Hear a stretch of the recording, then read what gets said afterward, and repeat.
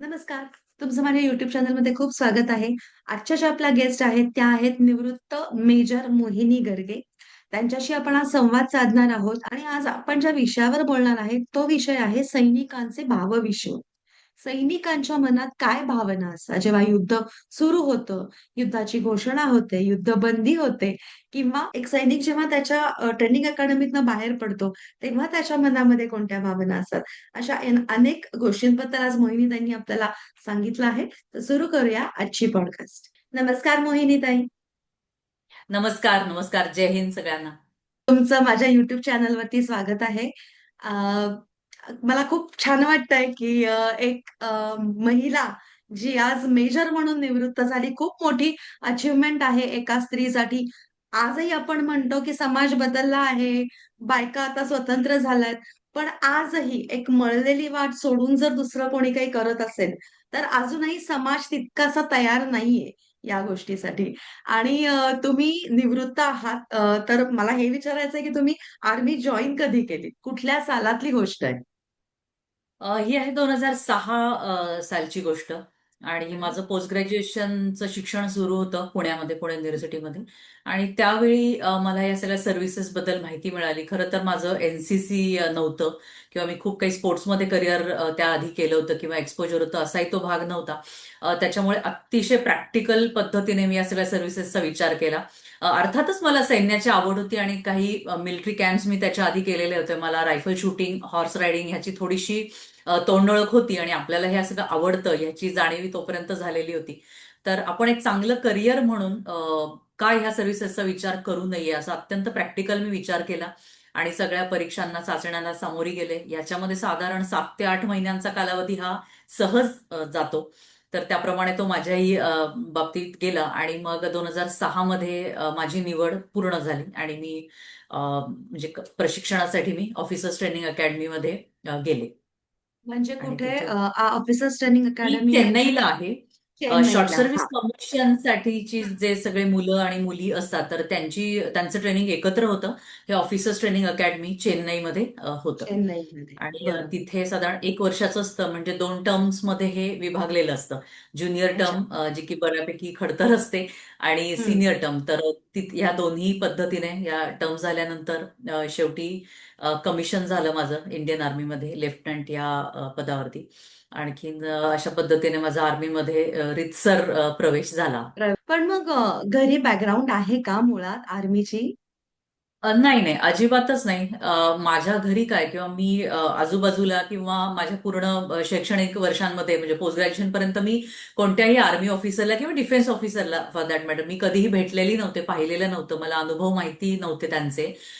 परंतु एक म्हणजे आवड होती मला ह्या सगळ्या गोष्टींची, की वर्दी ह्याच्याबद्दलचं जे अट्रॅक्शन होतं, म्हणजे अनेक वेळेला मुलाखती यायच्या किंवा कारगिल युद्धाच्या दरम्यान, म्हणजे जेव्हा आपण मी नुकतीच कॉलेजला गेलेले हो, होते. हो. तर त्या बरोबर. दरम्यान अगदी पेपर्समध्ये भरभरून यायचं की कशा हं. पद्धतीने हे सगळे अगदी असे यंग ऑफिसर्स होते, कमी वयातले सगळे ऑफिसर्स होते आणि त्यांच्या बलिदानाच्या गाथा यायच्या.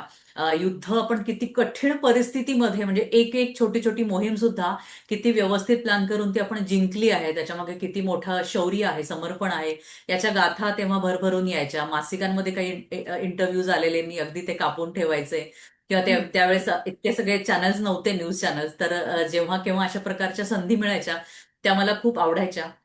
इतिहासाची खूप मोठी प्रेरणा लहानपणापासून होती. घरातनं संस्कार होते शौर्याचे, आणि शौर्यामागचं जे सगळं एका योद्ध्याची जडणघडण असते, असं मी म्हणेन. बालपण असेल किंवा आपलं युवावस्था असेल, तर त्या हं. दरम्यानचे घरातनं जे संस्कार मिळाले, त्यावरनं मला असं वाटायचं की होय, आपण युनिफॉर्म घालायला पाहिजे, आपण वर्दी ही घालायला पाहिजे.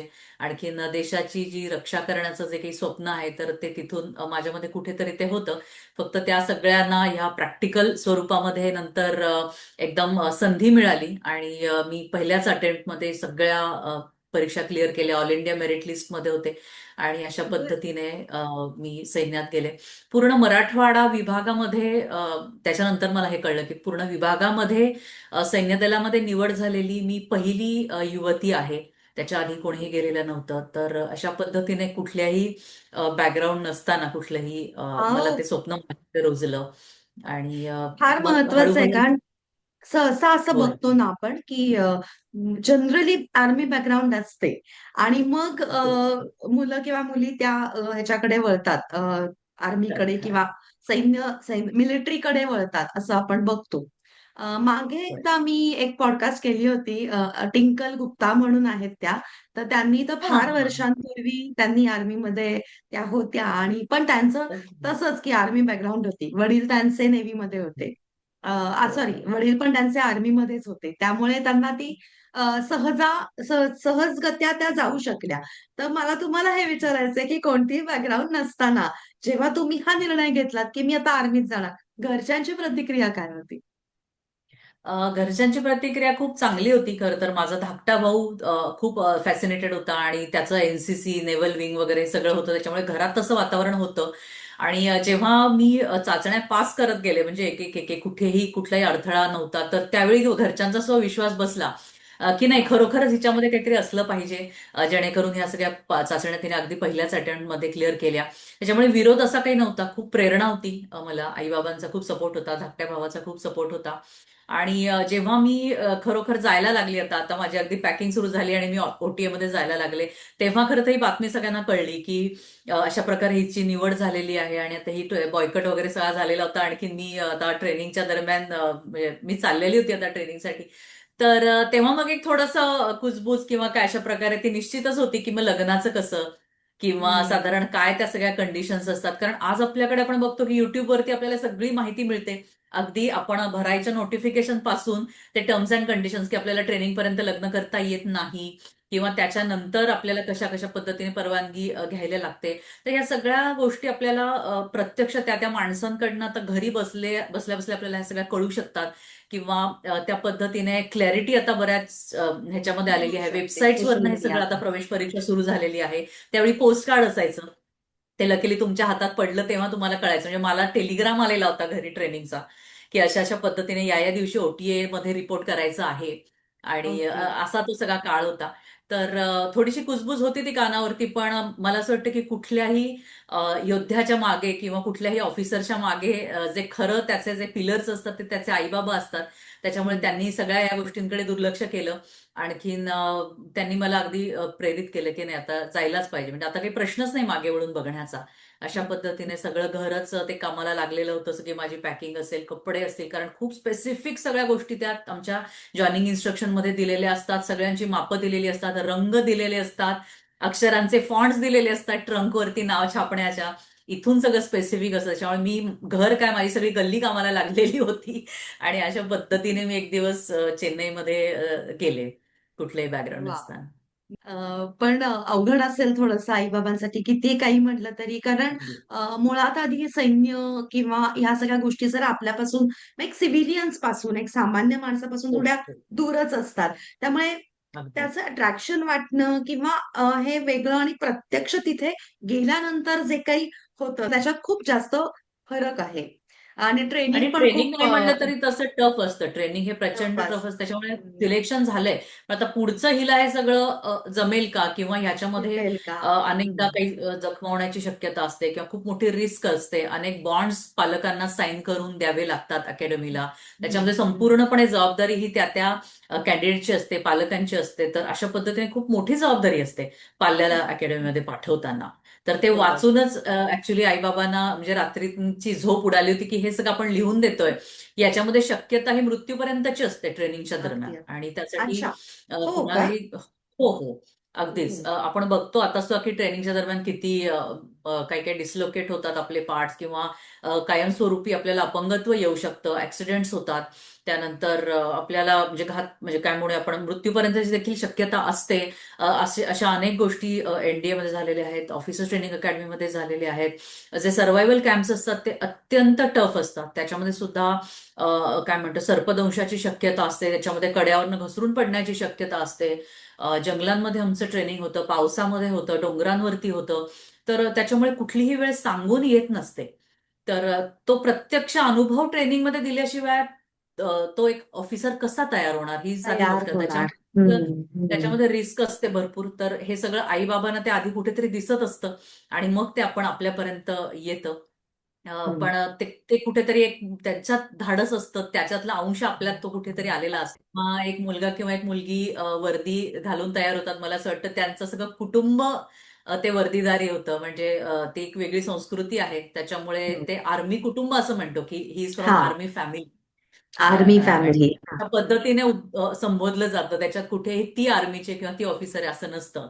म्हणजे माझ्या हं, मुली असतील किंवा माझे पती देखील तो सिव्हिलियन आहे, पण तरी सुद्धा हे सगळेच माझ्यामुळे आर्मी कुटुंबांचा एक भाग म्हणजे आर्मी कुटुंब भाग झालेले आहेत. आहेत. हं, हं, हं. संस्कृतीचा भाग आहेत बरोबर आहे. ती ते. एक संस्कृती आहे. खूप छान जीवन सांगितलंत पद्धती तुम्ही. आहे ती वेगळी एक बरोबर. प्रकारची. So, अशा आणि आता पद्धतीने. आपण आता तुम्ही बोललात, तर आपण हाच विषय पुढे नेऊया आणि मग आपण भावविश्वाकडे नंतर वळूया. जे बरं. तुम्ही आता म्हणालात, मी तुमचा लेख मध्यंतरी Facebookवरती वाचला होता. एन-डी-ए बद्दल. एन-डी-ए बद्दल म्हणजे कोणत्याही ट्रेनिंग अकॅडमी बद्दल जे तुम्ही आता म्हणालात. तर एक सैनिक होण्यासाठी मुलामध्ये किंवा मुलीमध्ये कोणत्या क्वालिटीज असायला हव्यात असं तुम्ही सांगाल? ओके. खूप छान प्रश्न आहे हा चारुता. कारण ह्या क्वालिटीज खूप गरजेच्या आहेत. मुळातच सैन्य दलांमध्ये येण्याआधी जो सगळा कस लागतो आपला तो पूर्ण व्यक्तिमत्वाचा लागतो. आणि याच्यामध्ये प्रामुख्याने काय बघितलं जातं तर नेतृत्व गुण, ज्याला आम्ही OLQs असं म्हणतो, ऑफिसर लाईक क्वालिटीज. आणि त्याच्यामध्ये खरं तर तो जो समोरचा असतो कॅडेट, तो काही पूर्ण परफेक्ट असा नसतो लीडर. पण साधारण त्याच्यामध्ये तेवढी क्षमता आहे का, तेवढी फ्लेक्झिबिलिटी आहे का, की याच्यावरती आपण संस्कार केले, याला योग्य प्रकारे ट्रेनिंग दिलं तर ते घेण्याची क्षमता त्याच्यात आहे का, आणि ट्रेनिंग नंतर तो योग्य प्रकारे एक अधिकारी म्हणून तयार होऊ शकतो का, हे सगळं पाहिलं जातं. त्याच्यामध्ये तुमचे कम्युनिकेशन स्किल असतात. म्हणजे दोन्ही तिन्ही प्रकारे आपण याची विभागणी करू शकतो. एकतर फिजिकल ट्रेट्स जे तुमचे असतात ते तुमच्यामध्ये आहेत का, त्या पद्धतीची तो आत्मविश्वास असेल, किंवा त्या पद्धतीचा फिटनेस असेल, मेंटल असेल, फिजिकल असेल, ह्या सगळ्या गोष्टी, किंवा सॉफ्ट स्किल्स म्हणूया आपण, तर ते तो सगळे तुमच्यामध्ये आहेत का, कम्युनिकेशन स्किल असेल, भाषा असेल, स्मार्टनेस असेल, कॉम्पिटिटिव्ह इंटेलिजन्स असेल, किंवा रिझनेबल तुम्ही किती या सगळ्या गोष्टी करताय, रिझन प्रत्येक गोष्टीमागे किती देताय, विचारांची साखळी एक प्रकारे चेक केली जाते तुमच्या. अशाच पद्धतीने अनेक गोष्टी त्याच्यामध्ये चेक केल्या जातात. हा एक प्रकारे एक्सरे काढल्यासारखं असतं तुमच्या संपूर्ण शरीराचा, मनाचा. किंवा लहानपणापासून ते आतापर्यंत तुमची जी जडणघडण झालेली आहे ती खूपच मॅटर करते या सगळ्या गोष्टींमध्ये. बरं. तुमची व्हॅल्यू सिस्टीम काय आहे, तुमची बिलीफ, हं. तुमचे काय विश्वास आहेत, त्यानंतर तुमच्या प्रायोरिटीज काय आहेत आयुष्यामध्ये, ह्या सगळ्या गोष्टी चेक केल्या जातात. सायकोलॉजिकल टेस्ट सुद्धा होतात. आणि अच्छा. कुठलाही वेळ तुम्हाला न देता तुमची क्विक रिॲक्शन काय आहे, तुमची पहिली प्रतिक्रिया काय आहे, ती प्रामाणिक प्रतिक्रिया असते खरं तर. कारण कुठल्याही प्रकारे फॅब्रिकेट करायला तुम्हाला वेळ नसतो. तर अशा हं. प्रकारे तुम्ही सेकंदांमध्ये ते सगळे प्रश्न सोडवत असता. हे सगळं पाहिलं जातं. आणि एक खूप सुंदर श्लोक मला या ठिकाणी आठवतो, की आपण आरती झाल्यावर म्हणतो, कायेन वाचा मनसेंद्रियद्वा. तर ह्या पद्धतीने हे जे सगळे वेगवेगळ्या गोष्टी आहेत, काया वाचा मनस, आपली बुद्धी, आपला आत्मा, या सगळ्यांनी आपण परमेश्वराला नमस्कार करतो. त्याचप्रमाणे एखादी पर्सनॅलिटी आपल्या समोर जेव्हा येते, तर तेव्हा तिचं बोलणं, तिची ऍक्शन, आणि ह्या पद्धतीने जे जे तिचे गुण आहेत तर ते आपल्याला एका निष्कर्षाप्रत नेतायत का, हे बघितलं हं. जातं.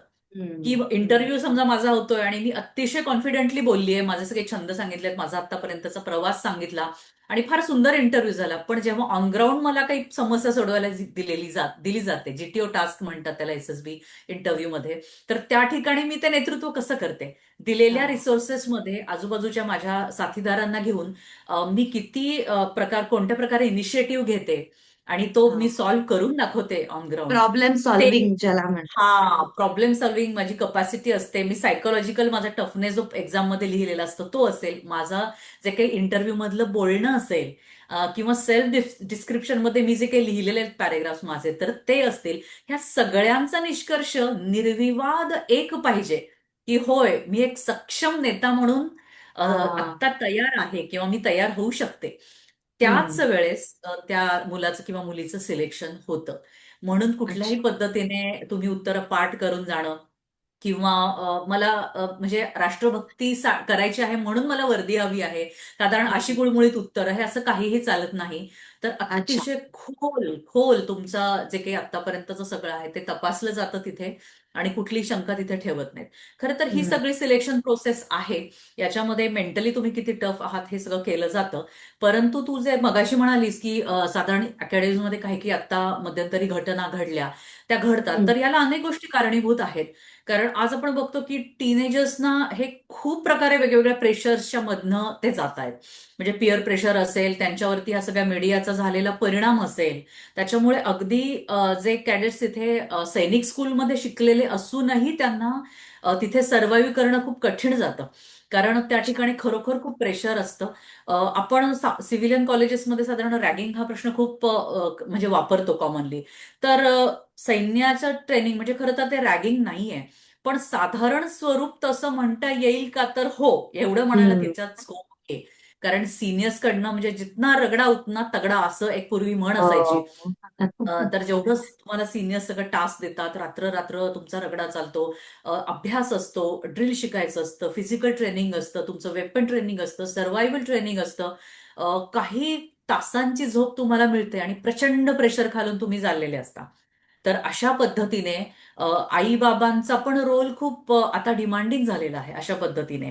कारण पूर्वी आम्ही पत्र लिहायचो अकॅडमीमधनं आणि अनेक गोष्टी त्यात लिहिलेल्या नसायच्या खरं सांगायचं तर. ते पण आता तसं राहिलेलं नाहीये. हे जे प्रचंड प्रेशर त्यांच्यावरती बिल्डअप झाले, त्या ठिकाणी पालकांना सतत त्यांच्याशी संवाद साधता यायला पाहिजे त्यांच्या त्यांच्या गोष्टीवरती. त्यांना मोटिवेट करता यायला पाहिजे आणि दुसरी गोष्ट म्हणजे मर्यादा आपल्याला कळल्या पाहिजेत, की मला कितपत हे सगळं सहन होत आहे. त्याच्यामुळे हम्म. आज तसं हम्म. थोडंसं लिबरल वातावरण असायला हरकत नाहीये, की एखाद्याला आत्तापर्यंतचा त्याचा प्रवास हा सक्सेसफुली झालाय. परंतु साधारण त्या प्रेशरला त्याला नाही टॅकल करता येत आहे. तर मे बी त्याचं बॅटल ग्राउंड कुठलं तरी वेगळं असू शकतं आयुष्यामध्ये, असं आपण स्वीकारून त्याला तिथून परत येण्याची मुभा देखील दिली पाहिजे. याच्यामध्ये हम्म. कदाचित तो हम्म. पुन्हा त्याच्यात अटेम्प्ट देईन आणि पुन्हा त्या ठिकाणी जाईल, किंवा कदाचित तो वेगळी काहीतरी शाखा निवडेल, त्याच्यामध्ये तो पारंगत होईल. तर अशा पद्धतीने पालकांसाठी खूप आव्हानात्मक हे सगळं आहे. आणि प्रशिक्षण देखील खूप टफ असतं. तर हे सगळे गुण जर तुमच्यात असतील, परसेव्हरन्स असेल, हम्म. पुन्हा पुन्हा उभं राहण्याची ताकद असेल, एखाद्या संकटावरती मात करण्यासाठीची तुमच्यामध्ये एक आग असेल, तर ह्या सगळ्या गोष्टी खूप मॅटर करतात. Along with the performance in actual test. तर ह्या सगळ्या ओके. असतील तर हे सगळे गुण घेऊन तुम्हाला तिथे जाणं गरजेचं आहे. हम्म. म्हणजे जर तुम्ही मगाशी म्हणालात की जेव्हा तुम्ही टेस्ट दिल्यात किंवा काय, त्यावेळेस एक प्रॅक्टिकल अप्रोच होता. तो प्रॅक्टिकल अप्रोच असणं फार गरजेचं आहे. म्हणजे भावनेच्या बरोबर. आहारी की मला देशप्रेम आहे, देशभक्ती आहे म्हणून मला म्हणजे ते आहेच. ते आहेच. पण बरोबर. That is not the only quality you must have. तुम्हाला बाकीच्या पण गोष्टी तेवढ्याच पाहिजेत. आणि मला हे परत तुम्ही मगाशी म्हणालात की पत्र तुम्ही लिहायचात. पण आता ते लिबरल असायला हरकत नाही. म्हणजे असं त्याचा अर्थ होतो का, की अकॅडमीतनं जर कुणाला फोन करायचा असेल आईला किंवा वडिलांना, तर तो एक फ्रीडम हवा, असं तुम्हाला वाटतं आणि तो ते मिळतो का फ्रीडम आता? आहेच आहे. ते अच्छा. फ्रीडम आहेच आहे. कसं असतं की प्रशिक्षणामध्ये जेव्हा तुम्ही जाता, तर आमच्या वेळी स्मार्टफोन्स नव्हते. नॉर्मल छोटे छोटे फोन्स आम्ही घेऊन तिथे गेलेलो होतो. ते सगळे पहिल्याच दिवशी लॉकरमध्ये जमा झाले. ते आम्हाला देण्यात आले नाहीत कधीच पूर्ण प्रशिक्षणादरम्यान. साधारण एसटीडी बूथ्स असायचे तेव्हा. तर आम्ही मोठी लाईन तिथे लावायचो. त्यामध्ये बऱ्याचदा म्हणजे पनिशमेंट म्हणून आम्हाला तो एरिया प्रोहिबिट केला जायचा. त्या दरम्यान आम्हाला कॉल्स करता यायचे नाहीत. आणि मग जशी लाईन लागेल तसं पटकन हा मी ठीक आहे 2 मिनिटं, तोपर्यंत मागणं सगळं आवाज यायला लागायचा, पुढच्याला तिथे बोलायचं असायचं. असं असं सगळं एकूण वातावरण होतं. पण आता तसं नाहीये. व्यवस्थित बोलता येतं तुम्हाला पेरेंट्सना. जर तुम्हाला बोलायचं असेल तर बोलता येतं. रविवारी देखील बऱ्याच बऱ्याच प्रकारे सूट दिलेली असते. त्याच्यानंतर काउन्सिलर सुद्धा आहेत हे सगळे इश्यूज तिथे हे करण्यासाठी. त्यानंतर तुम्हाला तुमचे प्लटून कमांडर्स असतील, कंपनी कमांडर्स असतील, तुमचे सिनियर्स असतील, यांच्याशी सुद्धा मोकळेपणाने बोलता येतच. ते तुम्हाला कळलं पाहिजे की ही माझी लिमिट आहे आता. आता हे मी कोणाला हां. तरी सांगायला हवंय. आणि हं. मला ह्या गोष्टींचा त्रास होतोय, तर तो मी कसा तिथे गेल्यावरती हँडल करणार आहे, ह्याचं कुठेतरी एक मनामध्ये आपल्या एक खूपच हाय लेवलचं सेल्फ मोटिवेशन लागतं, की मी पुरून उरेल या सगळ्यांना. हं. किंवा मी काय म्हणेल, लात मारीन तिथे मी पाणी काढीन, मी सगळ्या गोष्टी मी करणार आहे. ही ही जी एक मोठी सेल्फ मोटिवेशन असते ना, ती फार फार गरजेची आहे. कारण तुम्ही इमॅजिन करा की तऱ्हेतऱ्हेच्या ठिकाणची मुलं इथे प्रशिक्षणासाठी आलेली असतात. म्हणजे एखादा पांढरपेशा घरातला कॉन्व्हेंट मधला बॉय की जो लहानपणापासून अत्यंत शिस्तीत वाढलेला आहे, तो तिथे आलेला आहे. 3-4 पिढ्या ज्याने आर्मीतलं वातावरण पाहिलेलं आहे, तो तिथे आलेला आहे. कुठेतरी हरियाणामधला एखादा धाकड मुलगा ज्याच्या घरात कुणीच आर्मीतलं नाहीये, पण तो एकदम चालबाज आहे, तो तिथे आलेला आहे. एखादा साऊथ इंडियन चिवट असा तो तिथे आलेला आहे, ब्रेनी मुलगा. तर अशा पद्धतीने तऱ्हेची मुलं तिथे आलेली आहेत. देशाच्या कानाकोपऱ्यातनं विविध प्रवृत्तींना, विविध भाषांना, तऱ्हेतऱ्हेच्या संस्कृतींना घेऊन तिथे मुलं आलेली आहेत. ह्यांच्या सगळ्यांबरोबर तुम्हाला कोएक्झिस्ट करणं तिथे, म्हणजे तिथे सगळ्यांबरोबर हम्म. राहणं, त्यांच्या प्रवृत्तींना फेस करणं, हे हे इतकं सोपं नाहीये. त्याच्यामुळे तुम्ही देखील, म्हणजे पेरेंट्ससाठी देखील हे खूप मोठं लर्निंग आहे की आपण मुलांना घडवताना ह्या सगळ्या गोष्टी लहानपणापासून डोक्यात ठेवल्या पाहिजेत, की एका हो. विशिष्ट हो. पद्धतीने त्यांना न वाढवता तऱ्हेतऱ्हेचं एक्सपोजर दिलं पाहिजे. की हो. तू तू हँडल कर ही सिच्युएशन कशी आहे. हा मग एखादा गुंड मुलगा आहे, याच्याविषयी तुला काय वाटतं? आपण काय हम्म. करतो, अनेकदा प्रोहिबिट करतो मुलांना. नाही नाही, तू हे असं काही बोलायला शिकू नकोस, तू इथे जाऊ नकोस. पण बघू देत त्याला जाऊन. हो. मला असं वाटतं, म्हणजे मी पण 2 मुलींची आई आहे. साधारण मी त्यांचं त्यांना हँडल करू देते. अगदीच जेव्हा डोक्यावरनं जाईल तेव्हा तुम्ही ते मला सांगा, मग मी थोडंसं त्या पिक्चरमध्ये येईन. अदरवाईज मला विश्वास आहे की तुम्ही हे सगळं करू शकता म्हणून. तर अशा हम्म. पद्धतीने खूप वेगवेगळ्या गोष्टींचं एक्सपोजर आपण मुलांना दिलं पाहिजे. एक शिस्तबद्ध आणि अगदी घडी बसेल असंच आयुष्य न देता, अनेकदा संकट कोसळतात. अनेकदा आपल्याला हम्म. वेगवेगळ्या मुलांबरोबर राहायला लागू शकतं. असं कुठेतरी लहानपणापासून या लिडरशिप क्वालिटीज आपण तयार केल्या पाहिजेत. त्या एका रात्रीतनं घडत नाहीत. होत नाही. तर हम्म. म्हणून हम्म. तुम्ही आता इमॅजिन करू शकता की किती मोठं प्रचंड प्रेशर त्या प्रशिक्षणार्थींवरती आहे तिथे. हो. हो. शिवाय तुम्हाला परफॉर्म करायचं आहे. तुमचं फिजिकली तुमचा कण शरीरातला हा कुठेतरी सुरुवातीला त्याच्यात वेदना असतात, सगळ्या मसल्स तुमच्या स्ट्रेंथन होत असतात. मग may it be graduation level किंवा 12वी नंतरची लेवल. कारण आपण बघतो की शस्त्र प्रशिक्षण इतकं सोपं नाहीये. शस्त्र हम्म. पकडण्याच्या आधी म्हणजे एक रायफल होल्ड करणं अगदी स्थिर पद्धतीने, त्यासाठी आपले आर्म्स किती स्ट्रॉंग पाहिजेत. तर हो. ते सगळं ट्रेनिंग पहिल्या दिवसापासून सुरू होतं. म्हणजे मुलांच्या क्वालिटीज तर आहेतच, पण पालकांनी सुद्धा आपल्या मुलाला असं कुठे एनडीए मध्ये किंवा कुठल्याही आर्मीच्या ट्रेनिंगला घालताना 10 वेळा विचार करायला पाहिजे अनेक गोष्टींचा. कारण काय आहे की बऱ्याचदा असं होतं, तुम्ही पण तुमच्या लेखामध्ये लिहिलेलं आहे, की बऱ्याचदा काय होतं की आपलं स्वप्न असतं आणि ते कुठेतरी मुलावरती लादलं जातंय का? तर हे बघणं सुद्धा फार गरजेचं आहे. ऍक्च्युली सैन्याच्या बाबतीत असं आहे की हे फार अवघड आहे. म्हणजे होय. तिथलं हां, म्हणजे मुळात फिजिकल त्यातलं जे ट्रेनिंग असेल, मेंटल जे काही हेल्थ तुमची तिथे जी काही गरजेची आहे, जो स्ट्रेंथ आवश्यक आहे, त्याच्याकडे सुद्धा फार बघितलं गेलं पाहिजे, असं आपण होय. म्हणू खूप छान शकतो. मुद्दा तू मांडलास. आणि खरोखर याचा म्हणजे जे काही मी बोलले किंवा तू आत्ता जे बोललीस, मला असं वाटतं प्रेक्षकांना जस्ट मला हे सांगायला आवडेल की हे सगळं आपण जे चर्चा करतोय याचा उद्देश कुठेही डिमोटिवेट करणं असं नाहीये. तर नाहीये. मला असं हो. वाटतं की आपण एक फुंकून ते पाऊल ठेवलं तर कदाचित त्या सिलेक्शन प्रोसेस मधनं जी एक प्रकारे कधी कधी निराशा येऊ शकते, त्याच्या अनेक टप्प्यांना सामोरं जाताना ती निराशा टळू शकते. प्रशिक्षणादरम्यान जे मोटिवेशन आपल्याला हवं असतं ते कदाचित येऊ शकतं. कारण ह्या संपूर्ण क्षेत्रामध्ये ना, एका शब्दात सांगायचं झालं तर भीती सगळ्यात जास्त कसली आहे? अज्ञानाची आहे. की नेमकं तिथे काय असेल, नेमका तो क्षण कसा असेल, ह्याची तुम्ही रिहर्सल नाही करू शकत. सो बरोबर. त्याच्यासाठीचा जो टफनेस आहे तो कदाचित या सगळ्या अनुभवांमधून पालकांना आणि पाल्यांना मिळेल असं मला वाटतं. हं, हं. हे छान सांगितलंत तुम्ही.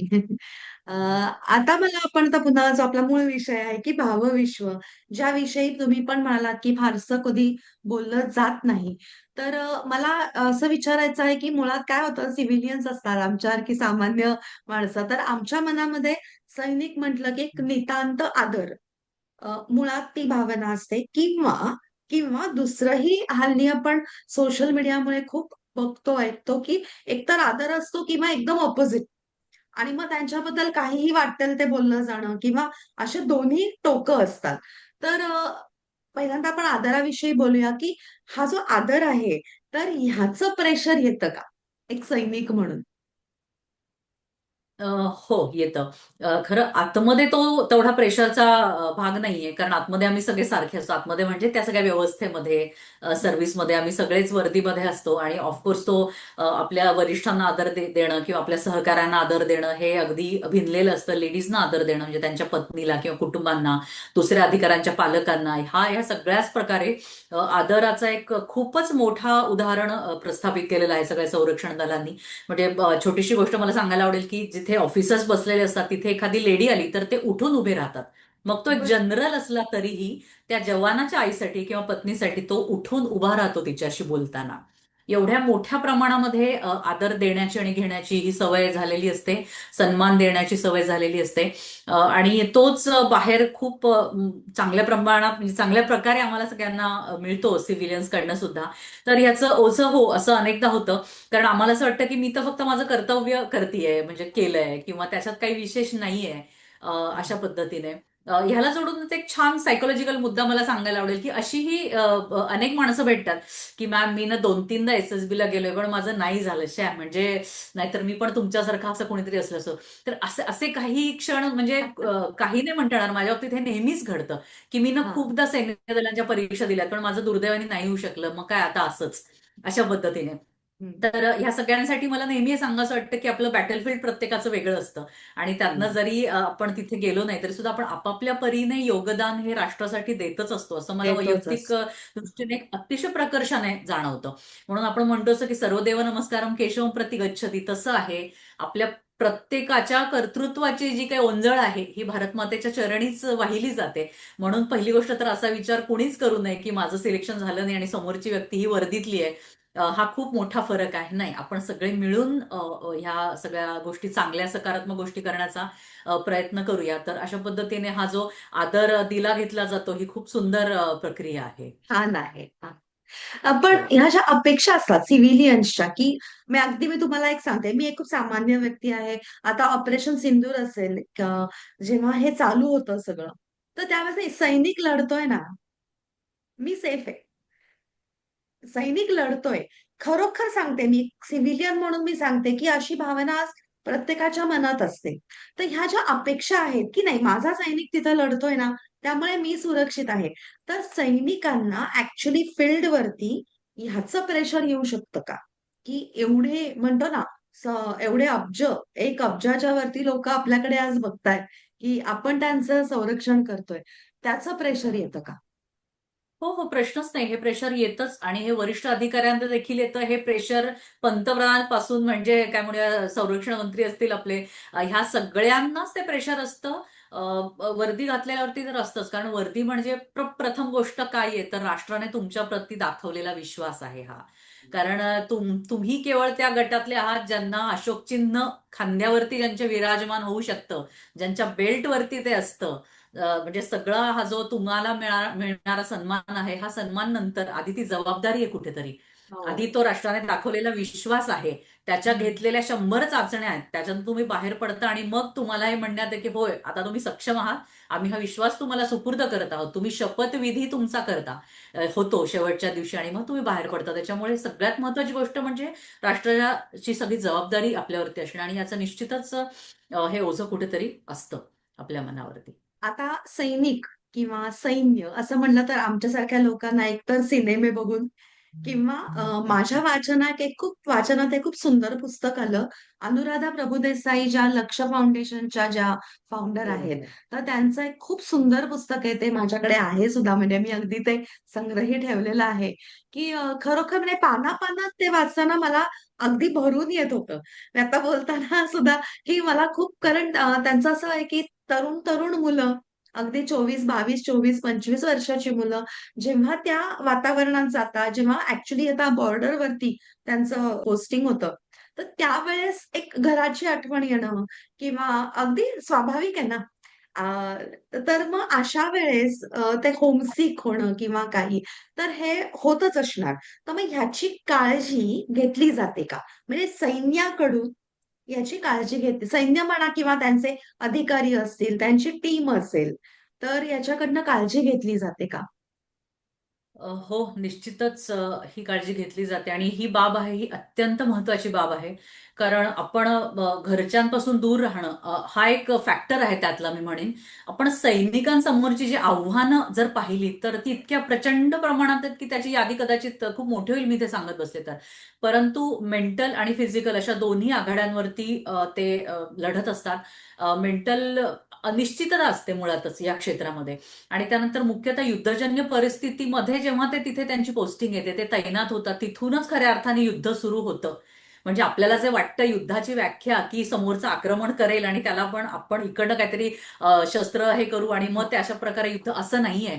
तर त्या युद्धजन्य परिस्थितीमध्ये जाऊन सस्टेन करणं, इथून युद्धाची सुरुवात होत असते.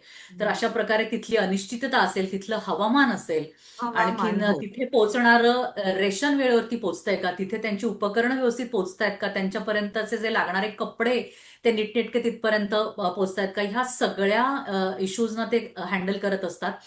आणि याच्यामध्ये हवामान ही गोष्ट खूप महत्वाची आहे, कारण आपण सियाचीन सारख्या युद्धभूमीवरती, जगातली सगळ्यात उंच युद्धभूमी आहे ही. तर तिथून ते हाय अल्टिट्यूड एरिया ज्याला आम्ही म्हणतो, की तिथे सुद्धा तैनात असणं ऑक्सिजन ही खूप कमी कठीण असतं. गोष्ट आहे. हम्म, मी तो हम्म, भाग प्रत्यक्ष पाहिलेला आहे. म्हणजे आपण ज्याला म्हणतो की सर्पदंश आपण सहज वापरतो, असं हिमदंश किंवा अशा प्रकारे जास्त बर्फामध्ये राहिल्यामुळे किंवा ओले कपडे घातल्यामुळे जे इरिटेशन सुरू होतं आणि हळूहळू अक्षरशः ते हाताची बोटं लाल व्हायला लागतात, ती काळी होतात, ती गळून पडतात किंवा ती ऑपरेट करून काढून टाकावी लागतात. इतक्या मोठ्या प्रमाणापर्यंत तुम्हाला शारीरिक इजा तिथे होऊ शकते फक्त तिथे जाऊन राहण्याने. मी अजून शस्त्र किंवा युद्ध प्रेशर याच्याकडे जातच नाहीये. तर इथून ती आव्हानं सुरू होतात. त्यानंतर आपल्याला माहिती की मॅनपॉवरचं खूप शॉर्टेज ठिकठिकाणी असतं. त्याच्यामुळे कामाचं प्रेशर हे ऑफिसर्सवरती सुद्धा आहे, जवानांवरती सुद्धा ते असतं. आणि तिथे सलग जेव्हा ड्युटी करायला लागते तासनतास, तेव्हा त्याचं एक प्रकारे प्रेशर असतं. त्यानंतर काय होईल पुढच्या क्षणी हे माहिती नसतं. आणि आत्ताचं जे बॅटलफील्ड आहे मल्टिपल आहे. म्हणजे याच्यामध्ये पारंपरिक दृष्टीने केवळ अमुक एक ठिकाणी हल्ला होत असे, आता असं नाहीये. तुम्ही अंडर नाही. सर्व्हेलन्स आहात. तुमच्यावरती कुठून पाळत ठेवली जाते तुम्हाला माहिती नाहीये. तुमच्या पर्यंत किती वेगवेगळ्या टेक्निकल गोष्टींनी च्या माध्यमातून सायबर अटॅक्स असतील किंवा काय, हे हल्ले होऊ शकतात. तुम्ही कधी कशाला बळी पडू शकता हे माहिती नाहीये. तर अशा प्रेशरमध्ये सलग 2 वर्ष 3 वर्ष राहणं हे खूप कठीण गोष्ट आहे. आपण रजा हा इतकं सिव्हिल जगामध्ये म्हणतो की मी रजेवरती आहे, मी उद्या सुट्टी टाकली, अशा प्रकारचे शब्द इथे चालत नाहीत. लिव्ह हा तुमचा राईट नाहीये, हा तुमचा अधिकार नाहीये. तर ती सगळ्या परिस्थितीमध्ये जर ती बसत असेल तर जवानांना किंवा अधिकाऱ्यांना सुट्टी मिळते. जर एखादं ऑपरेशन समोर उभं राहिलेलं आहे, जर एखादं इन्स्पेक्शन आहे सिंपल, ऑपरेशन पर्यंतही नाही, तर त्यावेळेस सुद्धा तुम्हाला सुट्टीवरती जाता येत नाही. म्हणजे मला सुद्धा मी तर ठरवून असं करायचे की काहीतरी दिवाळी आली, दसरा आलाय, सुट्टी टाकून घरी जाणं. हे असं मला कधी वाटलंही नाही आणि मी ते केलंही नाही. कारण सीमेवरती आम्ही दिवाळी साजरी केली आहे. म्हणजे दोनदा तीनदा मी जेव्हा काश्मीर व्हॅलीमध्ये माझी पोस्टिंग होती, तर त्यावेळी मला ते आवडायचं तिथे सगळ्यांबरोबर. कारण लीड बाय एक्झाम्पल, तुम्ही स्वतः ते जगायला लागतं तत्व. अशा प्रकारच्या लिडरशिपची इथे पद्धत आहे किंवा ते गरज आहे. स्वरूप आहे लिडरशिपचं. हम्म, तिथे जर मी केवळ बोलतीये सगळं आपण असं करूया तसं करूया कमॉन हे ते, आणि मी सुट्टी टाकून ऐनवेळी घरी गेले, तर हे मला शोभणार नाहीये. मी त्यातनं कोणताही संदेश जवानांना देऊ शकत नाही. तर अशा प्रकारच्या लिडरशिपची जिथे सवय असते, ते प्रेशर जवानांवरती सुद्धा असतं. तर याच्यामध्ये अनेक मेंटल डिसऑर्डर्स त्यांच्या असतात. सतत स्ट्रेसफुल राहण्यामध्ये त्यांच्या विशिष्ट काही आता डिसऑर्डर्स ह्या केल्या म्हणजे आपण सहज पद्धतीने त्या ओळखू शकतो. त्यानंतर मिलिटरी सायकोलॉजी नावाची शाखा देखील आता बऱ्यापैकी डेव्हलप झालेली आहे. हो. या सगळ्या गोष्टींना त्या गोष्टी जाणून घेण्यासाठी, अशा प्रकारच्या केसेस ओळखण्यासाठी वेगवेगळे विभाग, वेगवेगळे काउन्सिलिंग सेशन्स यांचे चालतात त्या विभागांतर्गत. तर हे देखील सगळीकडे आता उभारल्या गेलेले आहेत. त्याची इफिशियन्सी येण्यासाठी आणि ती खरं तर खूप चांगल्या पद्धतीने कार्यरत होण्यासाठी कदाचित थोडा वेळ लागू शकतो. पण ह्या गोष्टीची जाणीव आता होतीये की ह्या सततच्या प्रेशरमधनं गरजेचे अनेक आहे. डिसऑर्डर्स ह्या हम्म, तयार होऊ हम्म. शकतात.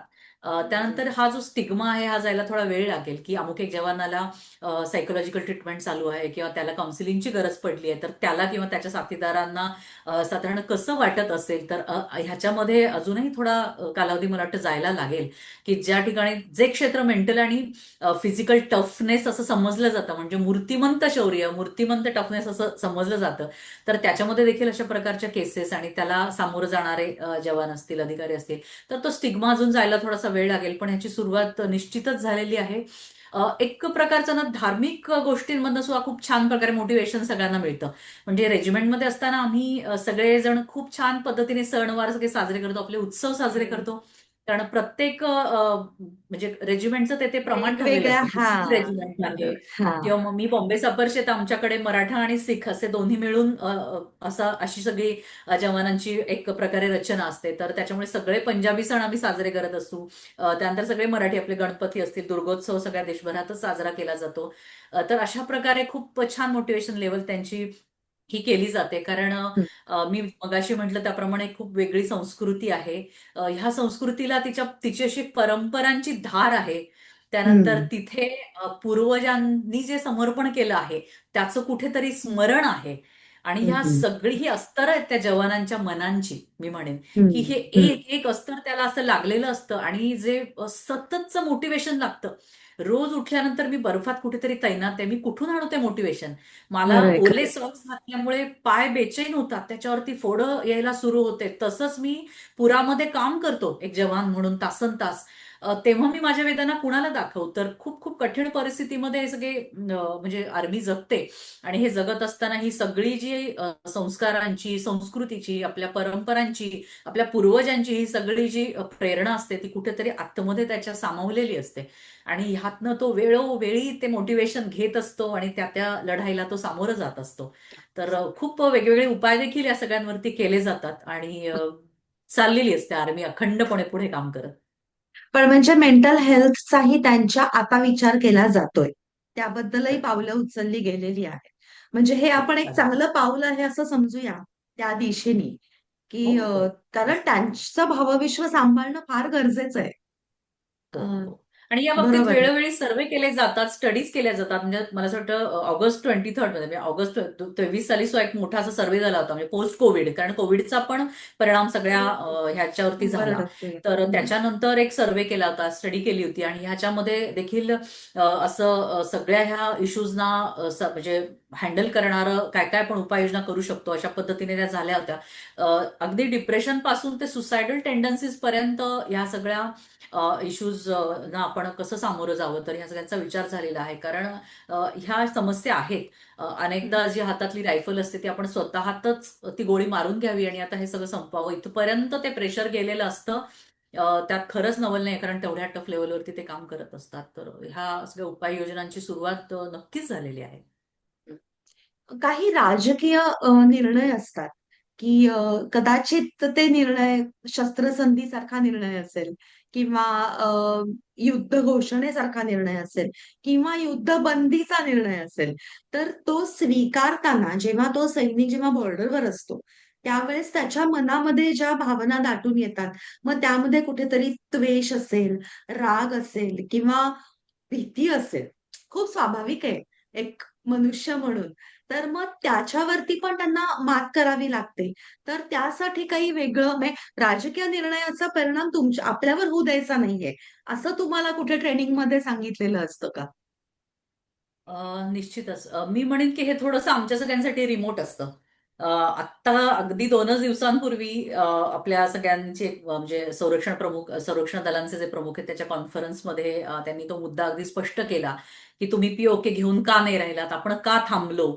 आणि सगळ्या देशाने आम्हाला प्रश्न विचारले, परंतु त्याचं अतिशय ठोस उत्तर त्यांनी दिलं, की ह्या सगळ्या ज्या इमोशनल गोष्टी असतात, राजकीय गोष्टी असतात, ह्या सगळ्यांपासून आम्ही सैनिक दूर असतो. अ, अ, इतकं प्रिसिशन असतं या सगळ्या गोष्टींमध्ये, की आता आपण टेररिझमचा खात्मा करण्यासाठी इथे जमलेलो आहोत वगैरे, हे असं काहीही नसतं. संध्याकाळी 5 वाजता अमुक एक टार्गेट आहे. इतक्या इतक्या गोष्टी तिथे आहेत. आपल्याकडे हे हे आणि हे सगळं घेऊन आपण तिथे त्या गोष्टीला न्यूट्रलाइज करायचं आहे. संपला विषय. संपला ह्याच्या विषय. पलीकडे, हा, त्याच्या पलीकडे ह्या सगळ्या ज्या गोष्टी असतात ना, ह्यांनी खूप काय म्हणू आपण, डिस्ट्रॅक्शन्स आहेत ही सगळी त्या सैनिकाच्या कामामधली, ती नसतात एक्झॅक्टली. त्याच्यासमोर. फक्त बरोबर. हो, हम्म, एक एक उद्दिष्ट हम्म, दिलेलं असतं आणि त्या उद्दिष्टासाठी त्या त्या वेळी, त्या त्या दिवशी, त्या त्या मिनिटांमध्ये तो काम करत असतो. हम्म, त्याच्यामुळे हम्म. ज्या क्षणी युद्ध घोषणा होते त्या क्षणी कधीही असं नसतं की अरे आता इथे कशाला आपण थांबतोय, आपण हे घेऊनच आता राहायला हवं होतं. तर असं नाहीये. तो आता म्हणजे सिंदूर किंवा त्यानंतरच्या सुद्धा ज्या सिंदूर, ऑपरेशन सिंदूर संपलं, पण त्यानंतर कारवाया ह्या सातत्याने चालू होत्या. म्हणजे आपण अनेक अतिरेक्यांना काश्मीर वॅलीमधल्या म्हणजे मारणं सतत सुरू होतं. 10 दिवस, 15 दिवस त्यांना शोधणं, त्यांना एकेका दहशतवाद्यांचा खात्मा करणं, हे इतक्या प्रचंड मोठ्या प्रमाणामध्ये काम झालेलं आहे की शब्द ऑपरेशन सिंदूर तसं संपुष्टात आला, पण ह्या कारवाया सुरूच होत्या सुरूच सातत्याने. होतं. आणि त्यानंतर हे जेव्हा जेव्हा एस्केलेट केलं गेलं, म्हणजे संपल्यावरती देखील पाकिस्तानने गोळीबारी सुरू ठेवली. त्यांनी रजौरीवरती हल्ला केला, त्यांनी एका गुरुद्वाराला टार्गेट केलं, त्यांनी पोलीस अधिकाऱ्यांच्या घरांवरती अ, हल्ले केले. तर अशा प्रकारचे भ्याड हल्ले हे सुरूच होते युद्धबंदी झाल्यानंतर सुद्धा. सुद्धा तर त्याच्यामुळे कुठेही पटकन आता ही सीमा आहे आणि आज 5 वाजल्यापासून आपण सगळं परत घेत आहोत अशा पद्धतीचं तिथे नसतं. तर नसतं. हळूहळू या गोष्टी, हे निर्णय सगळ्यांपर्यंत पोहोचत असतात. आणि ते निर्णय असे मोठ्या प्रमाणात नाही, तर छोट्या छोट्या गोष्टी, त्यांना टास्क काय पुढचा, तो टास्क हम्म, दिलेला असतो की हम्म. आत्ता 5 वाजता हे करायचंय, पण पुढे 9 वाजता आपल्याला हे करायचंय. तर ओके. तेवढ्या पुरतीच त्यांच्या डोळ्यासमोर फोकस असतो आणि हम्म, तेवढंच ते करतात. त्याच्यामुळे सुदैवाने जे बरळत असतात इतर राजकारणी किंवा ज्यांना जे उथळ प्राणी असतात, तर ते त्या बरळ्याचा आम्ही कधीही मनावर घेत नाही किंवा आमच्यापर्यंत ते पोहोचत देखील नाही. अनेकदा टीका होते. आपलेच सगळे लोक असतात जे आपल्याला पुरावे मागत फिरतात की सिंदूर अगदी झालं किंवा अगदी. बालाकोट कांड्याचा काय पुरावा आहे, तुम्ही तो द्या. तर अशा खूप पद्धतीने दुर्दैवी आहे. खूप खूपच दुर्दैवी आहे. दुर्दैवी आहे. आणि आत्ता अलीकडची गोष्ट की केवळ 10% लोक हे या सगळ्यांवरती राज्य करतात वगैरे, असं विरोधी पक्ष नेत्याने सुद्धा म्हटलेलं आहे. कसले 10%, कोणते 10%? म्हणजे तुम्ही प्रत्येक गोष्टीला जर जातींमध्ये विभागायला लागलात तर ह्याचा कुठे अंतच नाहीये. त्याच्यामुळे आमच्या सगळ्या सिनियर अधिकाऱ्यांनी अगदी हात जोडून विनंती केली की फॉर गॉड सेक तुम्ही हे सगळं राजकारण तुमच्याकडे ठेवा. आणि हम्म. संरक्षण क्षेत्र हे असं एकमेव क्षेत्र आहे जिथे तुम्ही कोणतीही जात किंवा कोणताही धर्म किंवा कोणत्याही विशिष्ट राखीव याच्यासाठी ते नाहीये. तुम्ही इथे या, कोणत्याही जाती धर्माला येण्यासाठी बॅरियर नाही आहे. तुम्ही या, तुमचा पराक्रम सिद्ध करा, तुमची क्षमता सिद्ध करा आणि ही वर्दी मिळवा. असं ओपन चॅलेंज आहे. एवढी ट्रान्सपरंट ही प्रोसिजर असते, एवढी चांगल्या पद्धतीने टाऊन सुलाखून ह्या सगळ्यांना तिथे घेतलेलं असतं. तर अशा वर्षानुवर्षांपासून जी प्रोसिजर चाललेली आहे, ज्याच्यातनं तयार झालेले जवान आज एवढा चांगला परिणाम आपल्या देशाला देत आहेत, त्यांच्या मनामध्ये कुठेतरी पुन्हा जाती धर्माचं बीज पेरणं आणि केवळ 10% जातीचे लोक तुम्हाला हे अशा पद्धतीने विष पेरणं, हे खूपच दुर्दैवी आहे मला असं वाटतं. तर हे सामान्य नक्कीच. नागरिकाने हा झटकून टाकलं पाहिजे अशा पद्धतीने आणि ट्रस्ट द प्रोसेस, या प्रोसेसवरती विश्वास ठेवला पाहिजे की साधारण करेक्ट, या करेक्ट. संरक्षण दलांच्या क्षमता आणि त्यांच्या गरजा किती वेगळ्या आहेत. सिव्हिल आणि डिफेन्स ऍडमिनिस्ट्रेशन ह्या दोन्ही फार गोष्टी एकत्र. फार वेगळं आहे. फार वेगळं आहे. अगदी. नाही, पण बरोबर आहे. पण जेव्हा असं काहीतरी बातम्या कानावर येतात, तेव्हा एक मनुष्य म्हणून कुठेतरी त्याचा परिणाम होत असतो का? होईल का? का तसंच तुम्हाला तयार केलं गेलेलं असतं, की ते वेगळं आणि आपण फक्त आपला फोकस तेवढाच आहे? नाही, नाही. मला खूप छान वाटलं. तू परत एकदा हा वेगळ्या पैलूने हा प्रश्न विचारला. ह्याचा सगळ्यांवरती सकारात्मक परिणाम मात्र निश्चित होत असतो. कारण ज्या हं. पद्धतीने सैन्यांना खुली सूट दिलेली आहे, आत्तापर्यंतची आपली जी डिफेन्स स्ट्रॅटेजी होती ही कुठेतरी डिपेंडन्सीची होती, की या देशामधनं ते मागवतोय, या देशामधनं ते मागवतोय. तर ते परावलंबनापासून आपण कुठेतरी आत्मनिर्भरतेकडे जात आहोत. खूप मोठी डिफेन्स इंडस्ट्री आपल्या इथे आता उभी राहिलेली आहे, होत आहे. त्याच्यामध्ये अनेक ही विकसनशील पद्धतीने याच्यामध्ये आता बदल होत आहेत, म्हणजे त्या स्टेजमध्ये ती बरोबर. आहे. तर ह्या सगळ्या गोष्टींचा निश्चितच जवानाच्या मोटिवेशनल लेवलवरती परिणाम होत असतो.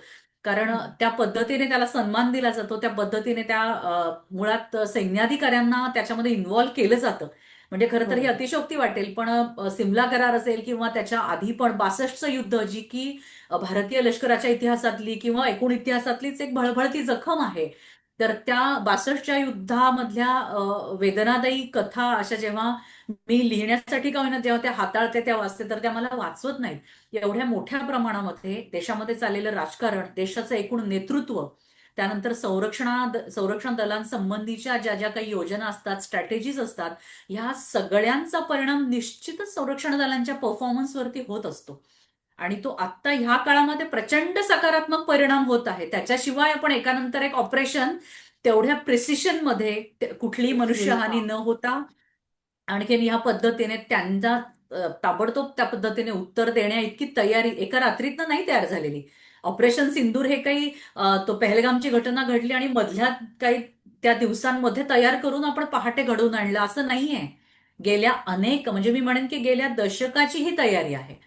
बर. मुळातच संरक्षण दलांना प्राधान्य देणं, की हम्म. होय, म्हणजे 47-48 सालाचं वाक्य की आपल्याला संरक्षण दलांची गरजच काय आहे, आपण भाईचारा एवढा वाढवू की त्या बळावरती आपण स्वतंत्र राहू, या मानसिकतेतनं हळूहळू मग आपण 62 युद्ध एवढ्या वाईट पद्धतीने हारलो, एवढा दारुण पराभव, त्याचा परिणाम वर्षानुवर्ष जवानांवरती होता. त्यातनं शास्त्रीजींचे प्रयत्न आणि हळूहळू सैन्य उभं राहिलं, मग 71चं युद्ध आपण जिंकलं मोठ्या प्रमाणामध्ये. अशा ट्रायल अँड एरर बेसिसवरती हळूहळू जी पद्धत आपली सुरू झाली संरक्षण दलांची, भारतीय म्हणवून घेण्यासाठी जे आतून जे काही सगळे प्रयत्न सुरू झाले, तर अशा खूप गोष्टींचा परिणाम सकारात्मक आता आपल्याला दिसतोय. आणि तू म्हणालीसाप्रमाणे खूपच छान पद्धतीने मोटिवेशनल लेवल आमची आहे. एका शब्दात शेवटचं सांगायचं झालं तर होय, आमचा आत्मगौरव आता जागा झालेला आहे. हा, की बरोबर. मला आता खऱ्या खूप महत्व अर्थाने आहे. जय जवान असं म्हणू होय, शकतो, होय, की होय. तो एक कॉन्फिडन्स, म्हणजे एक विश्वास सरकारवरचा सुद्धा, किंवा हो, की हो. नाही, आपल्या पाठीशी कोणीतरी आहे. हा एक आहे. विश्वास सैनिकांमध्ये येणं खूप महत्वाचं आहे. आणि तो सन्मान बरोबर. खऱ्या अर्थाने मिळणं, वरवरचा नाही, खरोखर तो सन्मान मिळणं.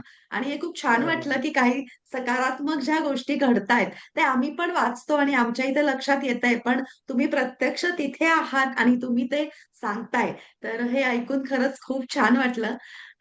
आणि आता एक शेवटचा प्रश्न, की सैनिक आपल्या देशासाठी आपले प्राण द्यायला तयार असतो. तर ते ट्रेनिंगमध्ये तयार होतं का? तो मुळातच ते त्याच्यामध्ये ती इन्स्टिंक्ट असते? अ, दोन्ही गोष्टी आहेत. सिलेक्शन प्रोसेसमध्ये मी मगाशी म्हणाले त्याप्रमाणे काहीतरी चुणूक तुमच्यामध्ये असते नेतृत्व गुणांची. तर ती बघून तुम्हाला इथे निवड प्रक्रिया ती असते आणि त्यातनं निवड होते तुमची. मग अधिकारी पातळीवर असेल, जवानांच्या पातळीवर असेल, ही प्रक्रिया हां. अतिशय टफ पद्धतीने ती फॉलो केली जाते. त्याच्यामध्ये मानसशास्त्रीय सगळे म्हणजे तज्ज्ञ असतात आणि विविध पद्धतीने ती ताऊन सुलाखून सगळ्यांना घेतलं जातं. पण त्याचबरोबर जे मी मगाशी वाक्य म्हणाले, की एक आलेला मुलगा किंवा मुलगी कोवळ्या वयातला, तिथून ते एक जबाबदार अधिकारी, जबाबदार सैनिक म्हणून ते त्या अकॅडमीमधनं शपथ घेऊन बाहेर पडतो. तर हे जे बदल असो त्याच्यातला, ही जे रूपांतर त्याचं होतं, तर ह्याचं संपूर्ण क्रेडिट हे ट्रेनिंगला जातं. आणि हं. हे ट्रेनिंग केवळ शारीरिक नसतं, की तुम्ही शारीरिक पद्धतीने कसे सक्षम होता, तुमच्या मसल्सवरती काम करणं, तुमचं शस्त्र चालवण्यासाठी तुम्हाला सक्षम बनवणं, तऱ्हेतऱ्हेचं तंत्रज्ञान शिकवणं, एवढ्यापुरतं हे मर्यादित नसतं. तर हे कुठेतरी तुमच्या मनापासून सुरू होतं. आणि मेंटल बॅरियर्स तुमचे तोडले जातात, की होय, तुम्हाला असं वाटतं की तुमची मर्यादा आहे, पण ती नाहीये. म्हणजे मी देखील हं. खूप कमी मलाही वाटायचं की आपल्याला हे झेपेल का? आपल्याला एवढ्या सगळ्या गोष्टी आपण करू शकल्या, म्हणजे आधी कधी केलेल्या नाहीयेत. ही एवढी उंचच्या उंच रोप इथे बांधलेली आहे. ही चढून जाण्या इतकं बळ माझ्यामध्ये आहे का? किंवा आरएल, ज्याला रॉकेट लॉन्चर, म्हणजे इतकं प्रचंड जड असतं आणि ते फायर केल्यानंतर आम्हाला ऐकू येत नाही 2-3 दिवस. इतका प्रचंड त्याचा आवाज असतो. तर माझ्या कोवळ्या शरीराला हे सगळं झेपेल का? अशा म्हणजे अर्जुनाला जशा तऱ्हेच्या शंका सुरुवातीला आल्या होत्या आणि श्रीकृष्ण म्हणाला की तू युद्धानंतर आधी तू या शंकांवरती मात कर. तर त्या मनातल्या शंका काढ, त्याच्यानंतरच तू सक्षम पद्धतीने लढू शकशील. खरं तर श्रीकृष्णाला असं सांगणं खूप सोपं होतं की मी म्हणतोय ना म्हणून लढ. पण ते बाहेरचं मोटिवेशन झालं कुठेतरी, की माझी इच्छा आहे माझ्या मुलीने सैन्यात जावं. हे त्या पद्धतीचं झालं, की माझ्या आईच्या हां. इच्छेसाठी मी इथे आहे. तेवढ्याच पुरतं आहे ते. श्रीकृष्ण म्हणतो, नाही, मी सांगतो म्हणून नाही. तू स्वतःचं, तुझं तुझं तू कोण आहे स्वतःला ओळख. तुझा हं. क्षात्रधर्म काय आहे? तुझ्या पूर्वजांनी काय केलंय? आता समोर जे उभे आहेत ते का उभे आहेत? हे सगळं तू जाणून घे आधी. आणि मग तू शस्त्र उचल. त्या सगळ्या गोष्टींवर मात केल्यानंतर जे तू शस्त्र उचलशील त्याच्यापुढे कोणीही टिकू शकणार नाही. तर त्याच पद्धतीने ट्रेनिंग सुद्धा त्या मोडवरती सुरू होतं. हळूहळू आता मुलींच्या ट्रेनिंगमध्ये गेल्या गेल्या तुमची ग्रास कट केलेली असते, सिव्हिल कपडे तुम्हाला घालायची परवानगी नसते. त्याच्यामुळे तुमचे सगळे मेंटल बॅरियर्स असे खळाखळा तुटून पडतात, की मुलगी आहे बरोबर. म्हणजे कुठेतरी माझ्या रंगाला महत्व होतं, माझा नाक कोणत्या आकाराचा आहे किंवा माझी उंची कशी आहे, मी दिसायला कशी आहे, वगैरे वगैरे. ह्या सगळ्या पर्सनॅलिटीशी रिलेटेड थोड्याफार गोष्टी चाचण्यांना सामोरं जाताना तुमच्या डोक्यात असतात. पण रूप आणि पर्सनॅलिटी किंवा नुसता बरोबर. अपिअरन्स ह्याच्यातला जो फरक असतो, की आधी असणं मग दिसणं, तर हे जे आमचं कळून पडतं, की आम्ही स्वतःला खूप सुंदर वाटायला लागतो ही वर्दी घालताना. आमचं घामात भरलेलं शरीर आम्हाला छान वाटत असतं, चिखलात मातीत लोळलेलो असतो, आम्ही काळे ठिक्कर पडलेलो असतो. शेवटी जेव्हा पासिंग आउटच्या वेळी आमचे आई बाबा येतात तेव्हा असं ओळखायला येत नाही आपली मुलगी कोण कोण आहे याच्यामध्ये वगैरे. अशा पद्धतीने सैनिकांची देखील तीच अवस्था असते. तर ह्या सगळ्यांवरती मात करणारं असं हे जे ट्रेनिंग असतं त्याला सगळं श्रेय जातं. आणि योद्धा तयार केला जातो. म्हणजे आपल्याला नेहमी हा प्रश्न विचारला जातो, की लीडर्स जन्माला येतात की ते घडवले जातात? तर हा. ह्या दोन्ही गोष्टी आहेत. एखाद्याचा पिंड असतो, त्यानंतर परिस्थिती त्याला ज्या पद्धतीने घडवते, ती परिस्थिती त्याची गुरु असते. परिस्थिती इतका चांगला गुरु एखाद्या नेत्याला घडवण्यासाठी दुसरा असू शकत नाही, असं माझ्यावरून आणि इतरांवरून देखील मी आता सांगू शकते. आणि तिसरी गोष्ट म्हणजे हे ट्रेनिंग असतं, की राहिल्या साहिल्या सगळ्या शंकांना तावून सुलाखून एकसारखं. आणि मी कुठेतरी छाटला जातो, आम्ही मध्ये त्याचं रूपांतर होतं, की आम्ही सगळे मिळून आता एकत्र आहोत. मला टीम काहीच वर्क. अस्तित्व नाहीये. हम्म. हा, टीम हम्म. स्पिरिट तुमच्यामध्ये भिनवलं जातं. आणि राष्ट्रप्रथमचा मूलमंत्र असतो, की आधी मी ज्यांचं नेतृत्व करीन किंवा जे माझे साथीदार आहेत ते प्रथम, आणि हम्म. नंतर मी. कुठेतरी माझा कम्फर्ट, माझं आयुष्य हे नंतर. त्याच्यामुळे जवान देखील जेव्हा त्यांची पासिंग आउट परेड होत असते खूप चांगल्या पद्धतीने, त्या त्या सेंटर्समधनं जवान वर्दी घेऊन बाहेर पडतात. आणि त्यांचं जे आयुष्य असतं हे कुठेतरी 3 शब्दांशी जोडलं जातं: नाम, नमक, निशान. त्या निशाणासाठी, त्या त्यांच्या रेजिमेंटच्या त्यांच्या प्रतिष्ठेसाठी, त्यांच्या ध्वजासाठी त्यांचा सगळा आटापिटा चाललेला असतो, की पलटन की इज्जत. म्हणजे हम्म. मी काहीही झालं तरी माझा ध्वज मी खाली पडू देणार नाही. माझी पलटण आहे, मग ती गुरखा रेजिमेंट असते, सिख रेजिमेंट असते, मराठा लाईट इन्फंट्री असेल. हा जो मी म्हणालेचा पूर्वजांचा जो पराक्रमाचा आपल्यामध्ये झालेला जो एक भिनलेलं असतं आपल्यामध्ये, तर ते मी कुठेतरी खाली पडून देणार नाही. म्हणून माझी जी इज्जत आहे ही सगळ्या जवानांसाठी सर्वतोपरी असते. हे हम्म. स्पिरिट आपण हम्म. वाचून किंवा एखाद्या सिलेबसमध्ये हे इन्क्लूड नाही करून नाही येऊ येणार शकत. ते. हो. हे बरोबर. तिथेच युद्धभूमीवरती की किंवा जाऊन हा. ट्रेनिंगच्या खरंय. हे सगळं आपल्याला घडवायला लागतं. म्हणून हे ट्रेनिंग असामान्य असं ट्रेनिंग असतं हे सगळं. तर ह्याला खूप आणि श्रेय मग दिलं. या सगळ्यातनं जेव्हा एक सैनिक बाहेर पडतो आणि म्हणजे एक ट्रेनिंग मधनं बाहेर पडतो आणि कुठे त्याचं पोस्टिंग होतं, तर ही कोवळ्या वयाची मुलं कुठेतरी एक अध्यात्म म्हणूया त्याला किंवा एक तत्वज्ञ म्हणून कुठेतरी त्यांचं ती होतात का? कारण त्यांनी इतकं बघितलेलं असतं. अगदी मृत्यूशी त्यांचा अनेक वेळा सामना झालेला असतो. मे बी तुम्ही म्हणालात तसं ट्रेनिंगमध्ये कधी कुठला प्रसंग येऊ शकतो. तर मग ती एवढी कोवळी मुलं कुठेतरी तत्वज्ञानी असू शकतात. असं एक माझ्या वाचनामध्ये अनुराधा त्यांच्या पुस्तकात आलं होतं. तर तुम्ही त्याबद्दल काय सांगाल? नाही, खरंय. म्हणजे खरं त्यांना ती थिअरी माहिती असेल किंवा नाही, पण मी म्हणेल की ते जगतात. स्वतः तात. म्हणजे हं. ते अक्षरशः जगतात. कारण मी देखील लहानपणापासून भगवद्गीता पठण करणारी मुलगी आहे किंवा थोडाफार अभ्यास करायचा प्रयत्न करणारी मुलगी आहे. पण ट्रेनिंगच्या दरम्यान मला असं जाणवलं की नाही, आता ते वाचण्यापेक्षा आता मला ते जगणं इथे जास्त गरजेचं आहे. तर तशा अर्थाने तो एक प्रॅक्टिकल अप्रोच सुद्धा एकीकडे वाढतो. हां. आणि ज्या क्षणी अक्षरशः परिस्थिती ही हाताबाहेर जाते, म्हणजे आम्हाला 30-30, 40-40 किलोमीटर्सचे आम्हाला जंगल वॉक्स असतात. सर्व्हायव्हल ट्रेनिंग चा हा एक भाग असतो, की प्रचंड ओझं पाठीवर लावलेलं आहे. हातात मोठीच्या मोठी रायफल आहे आणि तेवढे किलोमीटर्स तुम्हाला अ, धावायचं आहे किंवा तेवढ्या वेळामध्ये तुम्हाला पळायचं आहे. आणि अनेक क्षण येतात, की आता हे अशक्य आहे मला. मी नाही हे येऊ शकत. किंवा सैनिक सुद्धा जेव्हा प्रत्यक्ष चकमकीमध्ये असतो, खांद्यावर गोळी लागते, कुठेतरी पायाला गोळी लागलेली असते, जखमा झालेल्या असतात, अंधारात खालचं गवत टोचत असतं, हाताला कुठेतरी लागतं ओलं ओलं, कदाचित रक्त असावं. ते रक्त आहे का पाणी आहे हे बघण्याइतका प्रकाशही तिथे नसतो. तर तो मनातला प्रकाश कुठेतरी तो त्याला जागा करावा लागतो, की जे काही माझी आत्ता अवस्था आहे, पण समोरची जी सतत चालणारी शत्रूची एलएमजी आहे, सतत हं. जे होणारे घाव आहेत ते मला कुठेतरी थांबवले पाहिजेत.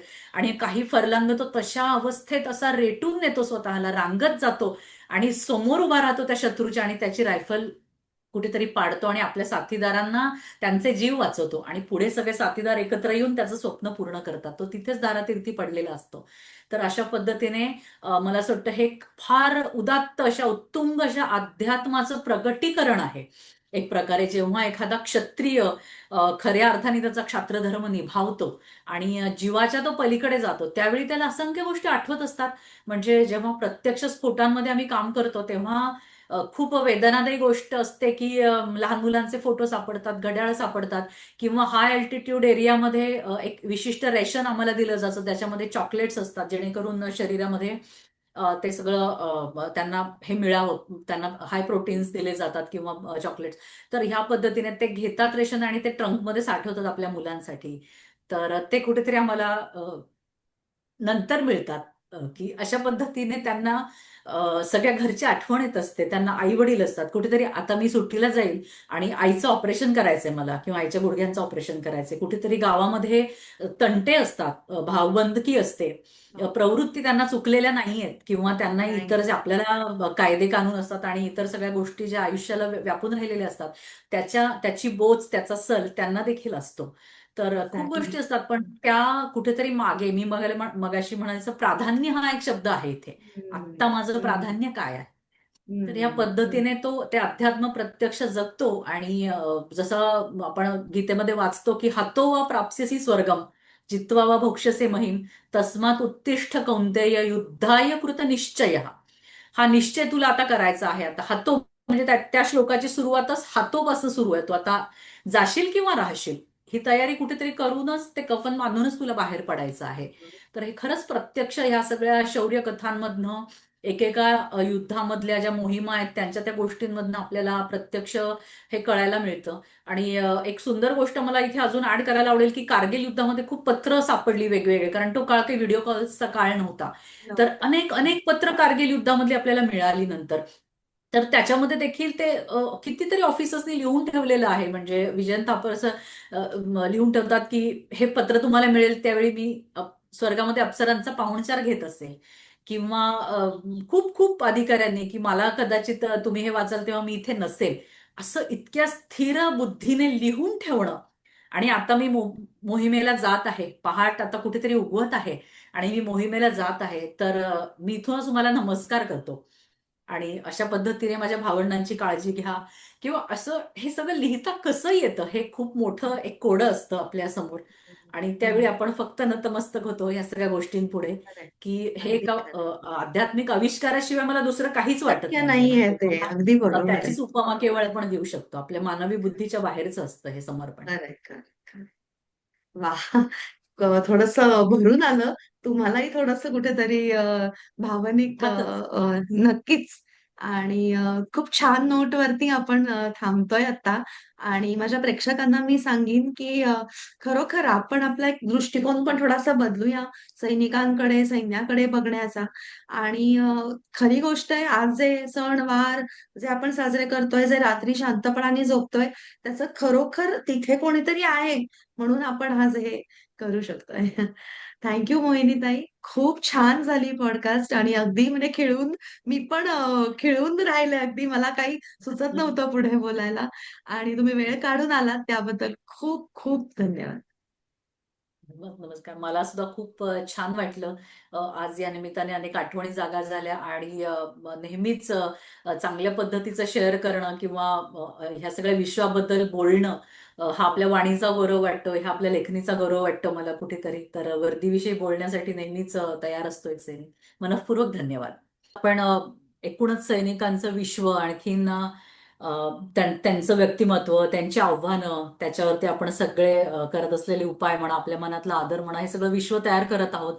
आणि खरोखर ते तिथे कसे जगत असतील किंवा ते कसे ह्या सगळ्या रोजच्या आयुष्याला सामोरं जात असतील किंवा त्यांची एकूणच पर्सनॅलिटी कशी असेल असं बोललं जातं. तर आम्ही सगळे अधिकारी असो किंवा सैनिक असो, हे असं कधी-कधी अनेकांना वाटतं की असं काहीतरी वृक्ष पर्सनॅलिटी असेल किंवा अत्यंत कडक, शिस्तबद्ध. तर असं काहीही नसतं. अगदी निवड प्रक्रियेपासून ते आत्तापर्यंत की त्यांच्यामधला कुठेतरी एक मिश्किल माणूस असतो, एखादा प्रियकर असतो. आणखीन तऱ्हेतऱ्हेचे रंग घेऊन हे सगळे खरं तर म्हणजे असतात आतून, म्हणजे त्यांच्यामध्ये एवढ्या सगळ्या गोष्टी असतात, पैलू असतात.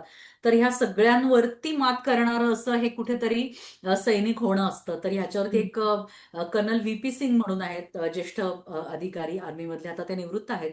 तर त्यांचा एक काव्यसंग्रह आहे रक्तांजली नावाचा. तर ह्याच्यातली एक इतकी सुंदर कविता आहे जी हळवी बाजू ही सैनिकांची थोडीशी व्यक्त करते. दाखवते. हा. कारण मी देखील जेव्हा अधिकारी झाले, माझी पहिली पोस्टिंग काश्मीरवरती आली, म्हणजे काश्मीरमध्ये होते मी 3 वर्ष सुरुवातीचे.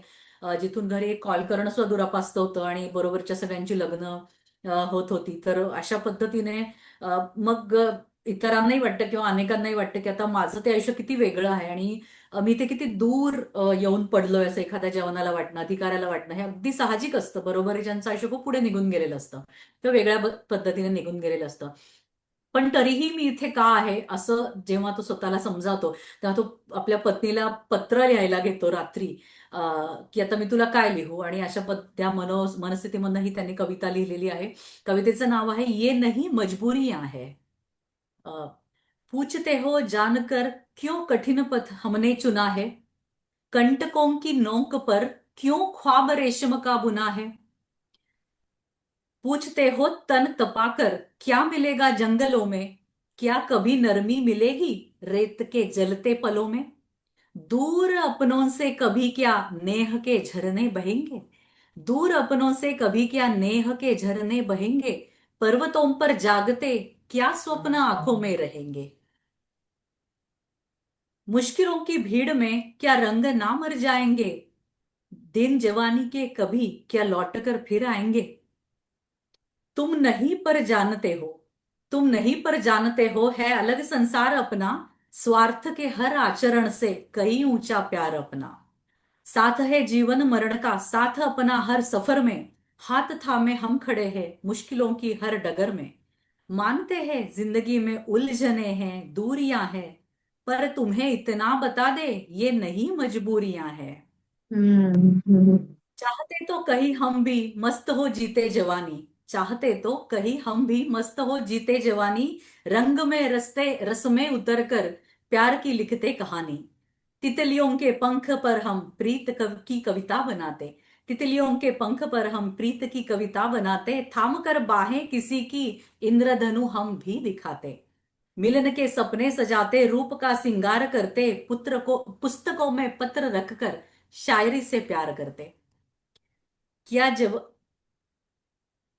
पर कहो क्या जिंदगी में और कुछ करना नहीं है, जूझ कर जीना नहीं है, टेक पर मरना नहीं है, क्या जवानी बैठी रहेगी घरों में अनुराग बनकर, क्या नहीं वह जला देगी दुश्मनों को आग बनकर, क्या जवानी कठिन घड़ियों से नहीं दो चार होगी, क्या नहीं वह त्याग का बलिदान का आधार होगी, व्यर्थ है यौवन अगर वह जो देश के ना काम आए, व्यर्थ है यौवन अगर जो देश के ना काम आए, व्यर्थ है पुरुषार्थ जो ना देश पर मस्तक चढ़ाए, इसलिए हम देश के ही नाम पर आगे बढ़े हैं, इसलिए हम तिरंगे को थाम कर आगे खड़े हैं, इसलिए हम दूर अपनों से यहां आकर पड़े हैं, इसलिए हम दूर अपनों से यहां आकर पड़े हैं, इसलिए हम दुश्मनों के द्वार तक जाकर लड़े हैं, कर्ज माटी का चुकाने का यही एक रास्ता है, कर्ज माटी का चुकाने का यही एक रास्ता है, वतन की संतान हम अपना वतन से वास्ता है, वतन की संतान हम अपना वतन से वास्ता है। क्या बात. जय हिंद. जय.